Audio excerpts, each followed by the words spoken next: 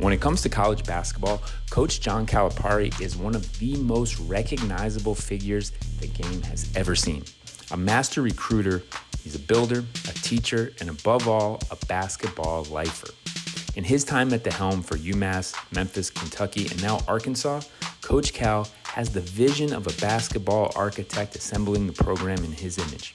As for results, just look at the amount of All-NBA, top draft picks, All-Stars, and NBA standouts that he's coached.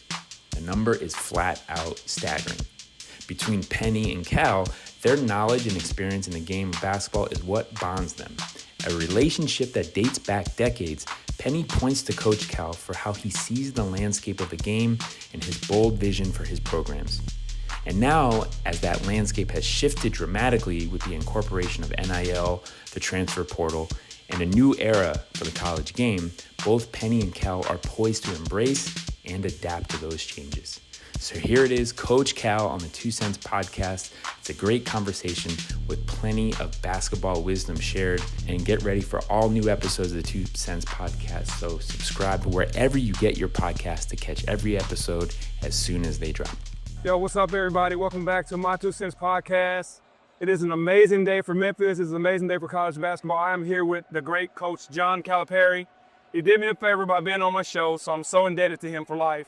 We're here at the event center at the UIVL event, and we're going to talk basketball, we're going to talk life, and I hope you enjoy it. Coach Cal, thank you so much for being on. Thanks, Penny. First, I'd like to say I appreciate you because I never got a chance to tell you how much I appreciate what you do for the game, and what you did for our city is unbelievable. Our city was in a position that, basketball is all we know, and what you brought here to this city was unbelievable. So from me to you, just thank you so much for that, because those were amazing years. But you supported me, and other players supported, but especially you. You got to have credibility in this city. Right. You can't just say I'm going to walk in, and you got to have people, because as you know, it's not one person. It's like we all got to be in this. Yes. And we were, and your support helped. That, it was a great time for me, bringing guys like you got from Jeremy to Sean came down. We were just talking about came down to the Arkansas. I saw Clyde Wade. Yep. Willie Kemp was here. Yep. And all those guys played a big part. CDR. Yep.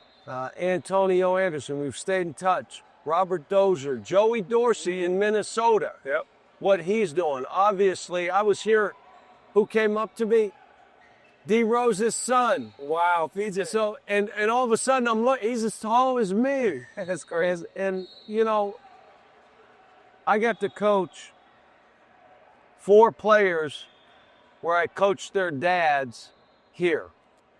And they sent me their sons. So this was a great experience, and tried to bring the city together and just let's do this at a high level just like you're trying to do. Yeah, no, I marveled at the way that you did bring this city together, the way that you have the communication and that you can bring the community to where you did. I marveled at that because I'm from here. I understand how hard it is. You're right. You have to get the respect from the entire city, and you have that. So thank you so much for that. And those names, Jeremy Hunt and Clyde Wade and those guys that were from Memphis. Billy Richmond. I go back, John Grice. I remember John Grice. Yep. Made a big shot against Louisville on the road. We weren't supposed to win that game. He bangs a 3, and we beat him on the road. I think they were 5th in the country. They were writing stories. This is the demise and all that. And he comes in and does his stuff. So, no, I have fond memories of what we were able to do. But biggest thing is, I'm telling you, it wasn't just me. Guys came together. And a lot of them weren't Memphis graduates, but they cared about the city. Yep. And it was important to the city that we get this done. And but it was a good run. I'll give you 2 names, and then we'll move on to you. Andre Allen, Antonio Burks.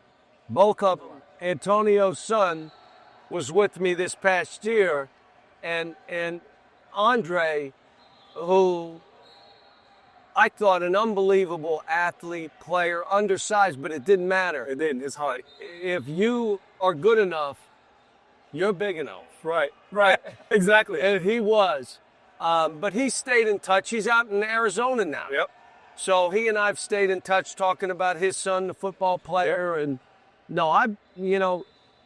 we've, whether it be my UMass teams that we talked about briefly or my teams here, we've stayed in touch. And that's a great thing about being able to text each other, group text and all that. And then we get crazy about the social media, but that's the good stuff. That it is, that we can stay together. Yeah, so now I want to go back to Moon Township, PA. That's a suburb of Pittsburgh. Yeah. Okay, talk to me about that, because I wasn't one of the guys that knew. People need to know. I didn't know you were from Pittsburgh, Pennsylvania.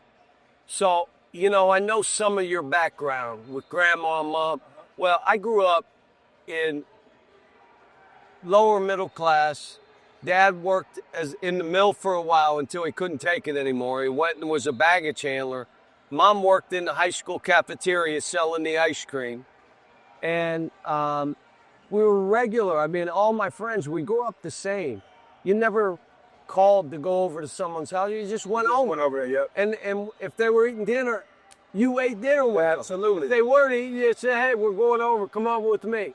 It was a different way, but we were all the same. You learned if you didn't work, you didn't eat. Right. Pittsburgh at that time was a mill town. Now it's kind of changed, but I wouldn't trade it for anything. Mom was a pay it forward like Christmas, and I don't know. People would come to visit. We didn't have anything to give them, so she'd start wrapping our stuff. Like, I didn't even wear it yet. And I'd say, where did my sweater go? Oh, I had to give it to so-and-so. They came over, and I wanted to make sure they had something. But, you grow up that way. You never lose that. How I deal with things, with people, how I deal with, I'll just throw it, my own finances. I've been poor. I don't want to be poor again. No, sir. I've been there as well. You know what I mean? And so that, how you were raised out, it's kind of frames who we are and what we're about and how we treat people and how we see things. I call it you have sunglasses, and yours are your personal, and the way you look through them or how you were raised in your own experiences. Right. I wasn't the player that you were. I was a gym rat, but I wasn't that kind of player. Right. But I loved the game. Didn't get in it for money. But I guess when you do stuff and things work, that chases you. Yes. But I didn't do it for that. I was at Kansas as a volunteer. You went to the high school, Ray. I was a volunteer at Kansas. Wow. And I just told somebody, I was in the meal line, peas and corn. What you like, peas or corn? That's how I ate. I had to serve the food, and then I go work with the team. So, but again, I wouldn't trade that. I mean, Ted Owens was the coach. I was with Larry Brown, who was there. Bob Hill was the one that got me out to Kansas. I was 22 years old, 21. So I've been blessed and kind of lucky my whole career. Wow, that is amazing. Like, I was going to ask you about your journey. I want to jump right to the UMass team because I love that team. That's one of my favorite teams of all time. The people know me, they know that. With Carmelo Travieso, Eka Padilla, those guys. I talk about Dante those Bright, guys. Dana Dingle, Marcus Camby, Lou Rowe. We knew Lou Rowe. Tyrone Weeks. You knew Lou Well, Rowe. people didn't give the backcourt as much credit as they deserve, man. Those guys were unbelievable. First Latin backcourt to get to the Final Four in the history of our game, and maybe the last. It's a Latin backcourt. They spoke Spanish. I didn't speak Spanish. So when they were talking to each other, You didn't know what they were saying? So I had to ask them, how do you say F-U in Spanish? How do you say you're an asshole in Spanish? How do you say some other things? And I made them say it because I had not only those two, I had Rigo Nunez. I had Goodell Padilla. So I had like 5 Spanish speaking. Okay. And I went through it, say it again. And then I said, if I ever hear that shit right there that's pointed to me, you're going to have an issue. But even to this day, we stay in touch. That's good. It was just that backcourt. You ready? Same birthday. No way. Yes. Born in Puerto Rico. Both of them in different cities. Wow. And they come together and they stayed close to this day. Wow, that is an amazing story. Now you go from there, then NBA. Let's talk about the NBA experience, because I'm an NBA guy. I played in the NBA. How was that experience? You played in the NBA? Did you play in the NBA? A little bit. Not long. A little bit. Yeah, not long. What was that experience like from what you knew going there versus what you knew more, or if you even learned more going back? No, it's a totally different sport than college. We can prepare kids for it, Yeah.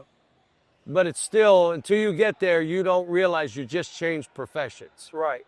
And I love the playoffs now because they're like when you play. Yes. They're hand-to-hand combat. Yes. They're fist fights. Yes. You ain't, no, you're not, this ain't horse. Yep. You ain't playing horse. Right. You are, so now it's changed again. For me, I went without ever playing, without ever coaching, going to the NBA, had no idea what I was doing. After Kerry Kittles, who was my first draft pick. Great draft Pete pick. Van Horn was my second draft pick, who was great for me. He was a stretch 4 before his time. They tried to make him a 3. You're not a 3. You're a stretch 4. You're what you are. But great kid. They're both great guys. But Kerry, we go to training camp, and we scrimmage. My first training camp. This final score of the scrimmage was 72-68. That's crazy. It ain't gonna work. Come on now. It ain't gonna work. So then Kerry Kittle says to me, why aren't we doing anything that we did in training camp? Because the shit didn't work. We weren't going to score enough to play an NBA game. Right. And by the end, well, before I got to the year 2 where we went to the playoffs, played Chicago, I traded the biggest trade in the history of the NBA to that point. I traded everybody. I traded the trainers, some managers. I traded everybody. And I got Sam Cassell, Jimmy Jackson, Joe Klein. I mean, we got guys, and Joe Klein is in Little Rock. We stayed in touch. Sammy Cassell and I talk every couple weeks. Yep. He should be the next NBA coach. He should be. He should be a coach. Absolutely. You and I know him. Yep. Basketball is what he is. Not in the shit. He is basketball. But I learned a ton. One quick story. Michael Jordan. I never messed with. Like, I wouldn't even look at him. And the reason is if you pissed him off. Yeah. He's going to go for more. He's going to go for more. Really, that's the truth. Wait a minute. Is it he's going for your throat or going for more? No, your throat. And more. He's going for both. I know. No, he's going for both. So one time I'm in a huddle and he walks over the huddle, sticks his head in. I act like I don't even see him. I just keep talking. And another time we're playing him it wasn't the playoffs, but we're playing him. And I had Kerry Kittles. And I'm running, they're calling it Iverson stuff now. I ran that for Jimmy McCoy and my kids back in UMass. So we're running it. He has 17 in the first quarter on Michael. So now we come out of the quarter and Michael's going like that to me, right? And I'm looking down and I look up and I look down and I look back up and he's going like that. And I look at my step and I go, is he doing that to me? They go, mm-hmm. Well, what the hell does it mean? That Kerry ain't scoring again. Kerry didn't catch the ball until I had to, you know how this goes. Yes. I had to take, he was a rookie. Yep. I had to get him out of the game and leave him out so my man wouldn't break his spirit. Right. I just said, forget the game, it's going to break my man's spirit. Yeah. And no, you didn't, no, don't look at him, don't talk shit. No, don't do that at all. Don't do anything that's going to make him mad. Just let him go about his business. So I had someone say to me about Michael that he couldn't average as many points in this era because there are more athletes in this era than there were. They are crazy. They are crazy. They don't understand, right? No. So I just wanted that someone said that to me. No, when you could jump that high and still release, when you could go like this and do what you're doing, I don't care. You put your head on the rim. Who's doing what he does? Right. He did it with both skill, athleticism, you ready? A quick twitch. Yes. Like, if you don't have a quick twitch, they may be right. But that dude, and then the other thing is, he'd shut you out. Yeah. He'd say, Penny's hurting us, I got Penny. Yep. And you'd say, oh, shit. You know what I mean? Yeah. That he guarded whoever was hurting him. Yep. Yeah, I hear that stuff, and then I don't try to get into it with the errors because I respect this era. It's different eras. It is. It's the eras. We can't really knock their era, nor could they knock our era. They're trying to do it. Sometimes the older guys feel like they're disrespected, so they have to lash out. I just think our era was our era, their era. I'm enjoying watching what I'm watching today. Did you ever think? Do you like that they're more physical now? And I do, way more. Right? Because for and a you moment, enjoy they wouldn't.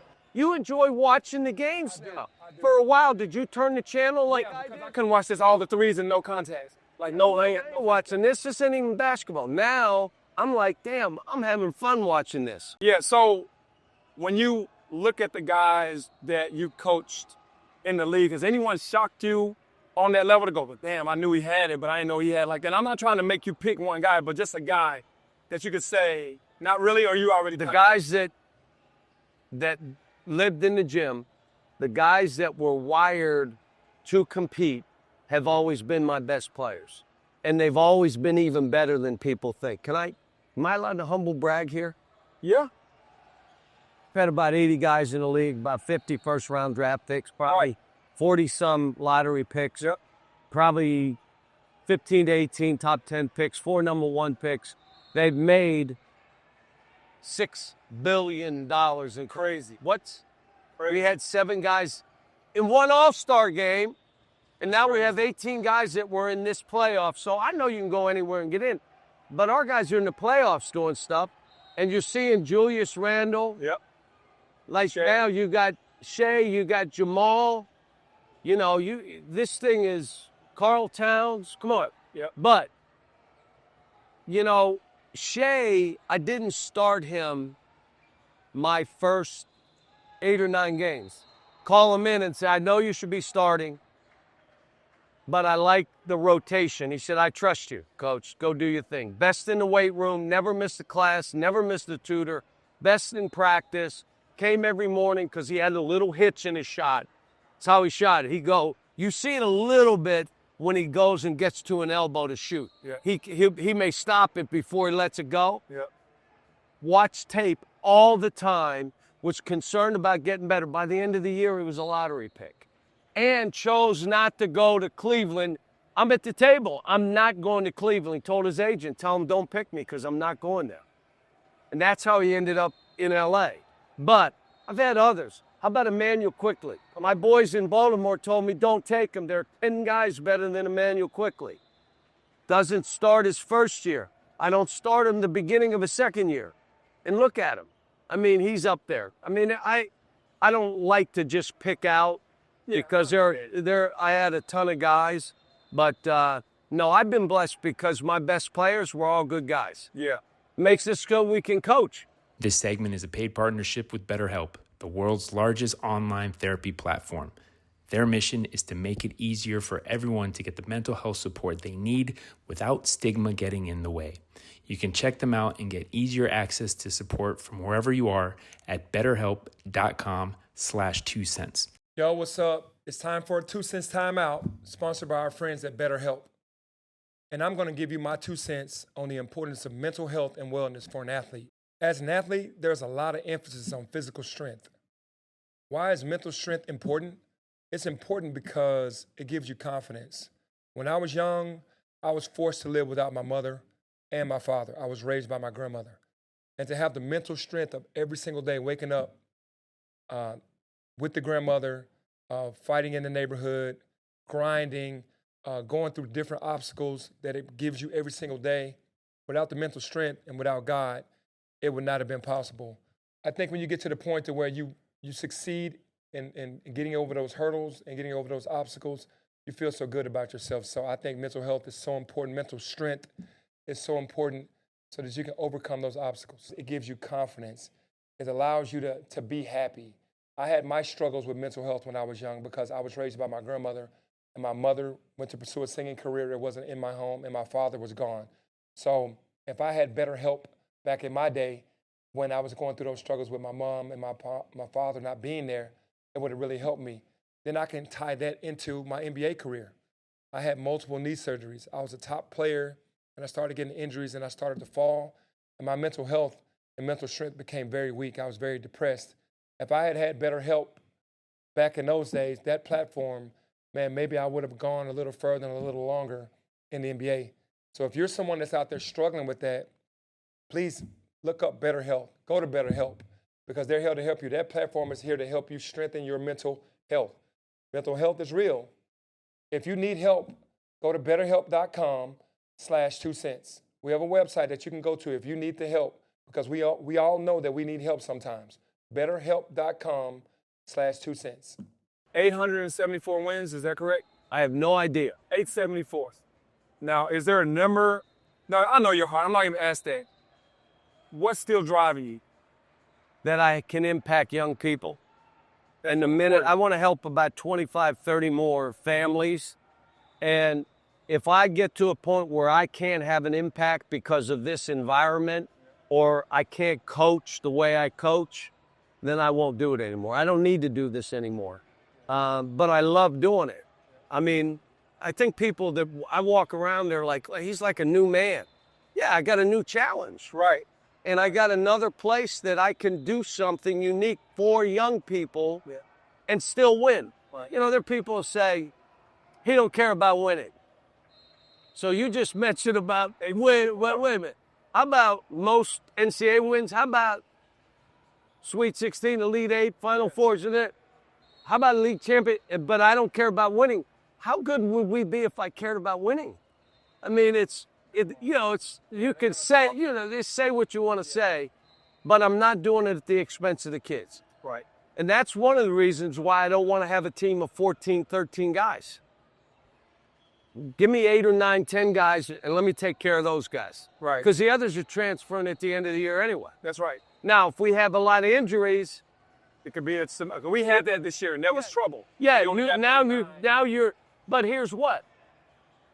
I did 2, but we ended up with 7. You ended up with less. Yes. 7 you can get by, and we did. I thought we could win the national championship the way we played at the end. Like, and then the 7, 8 plays, but I still only want to have 8 or 9, a 10th guy that knows he's 10. Yep. Okay? Yep.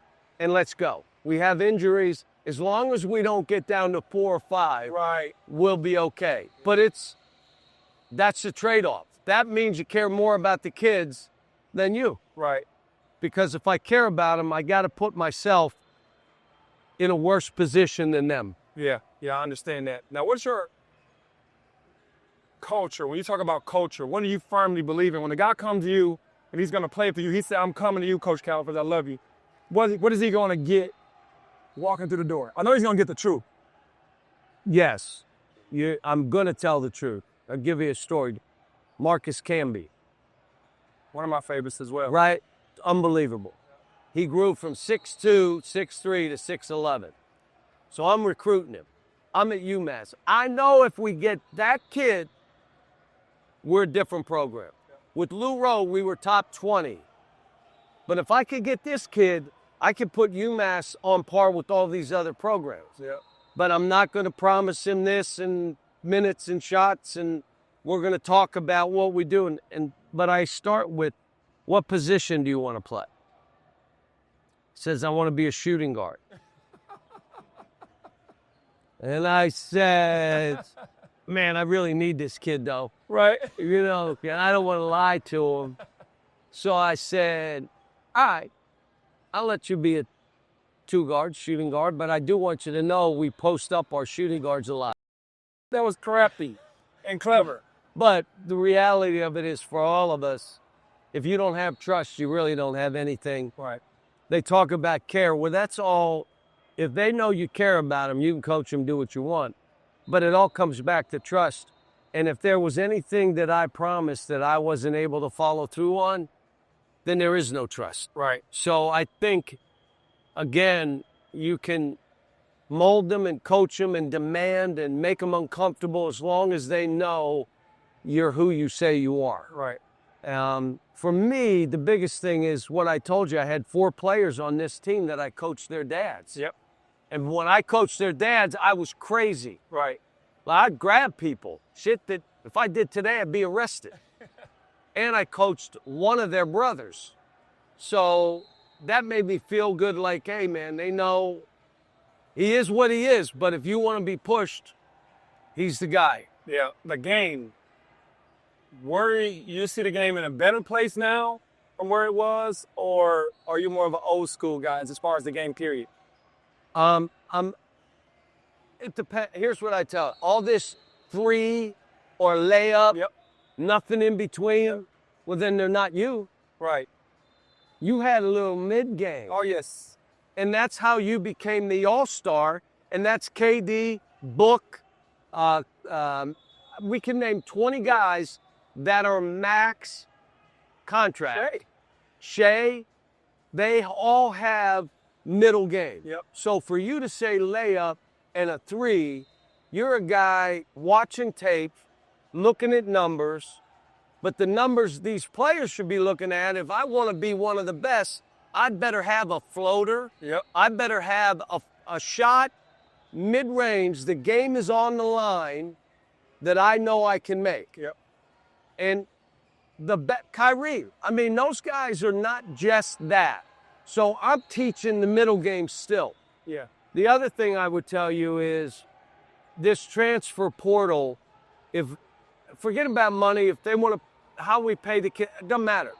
But the transfer portal, first sign of trouble, they leave. Yep. First sign of uncomfortableness, they leave. Yep. Second thing, how do you transfer 4 times and then graduate?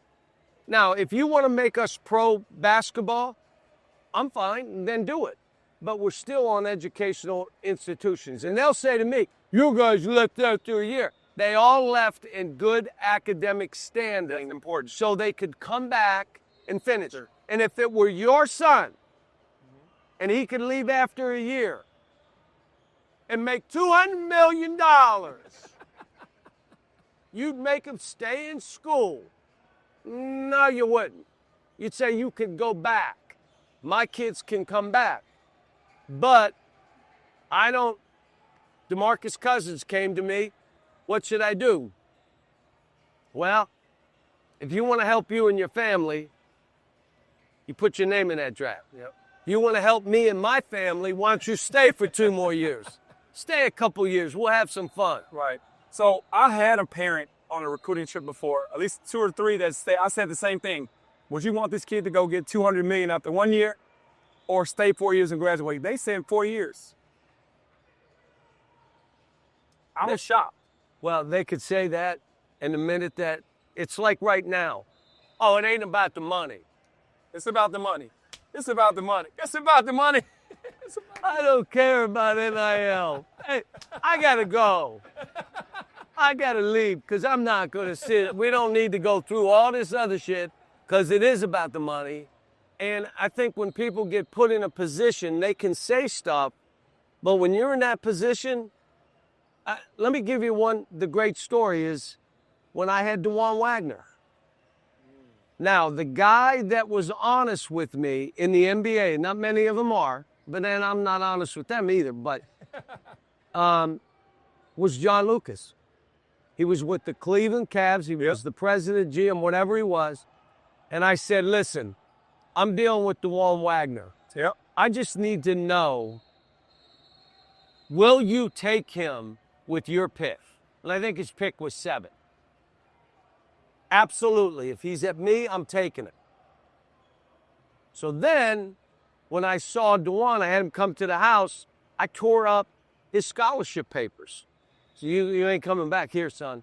Because you're an undersized guard. Yep. Are you a point or a 2? But he's a beast. Yes. And if that guy wants you right now, at 7, you're going. Yep. And he was like, you tore up my scholarship. But do you know what happens? He went to the league. He averaged 20. Yep. Colitis. Yes. Colitis. They had to go in a foot of his intestines. They had to take out. You know what? He was never the same. It's like being gutted. Yes. He was never the same. What if that happened to him with us his second year? Yeah. So that's I mean, different story. Yeah, now he doesn't have that opportunity to do all the stuff. And that's part of the reason his son is playing for me. That he's like, look, you're playing for this guy. And so, no, the transfer portal has changed this. That's what they got to get in control. And if they do that and the kid can leave one time or two without penalty, but you can't leave after that, we'll get all the other stuff in check. Let's be transparent. Wouldn't you like to know exactly what this other team's spending and let your people know what you're spending and say, well, you want me to compete with this? This is, if it's there and it's public, they're going to be embarrassed. Whoop, they'll come back. Your people are going to be embarrassed and what? Because they didn't match it.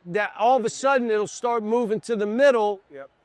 And we're all fine. They don't have to put this, all the craziness, it's got to go to court. No, it ain't standing up in court. It's going to there's going to be a suit 18 minutes after it's decided. And will that suit win?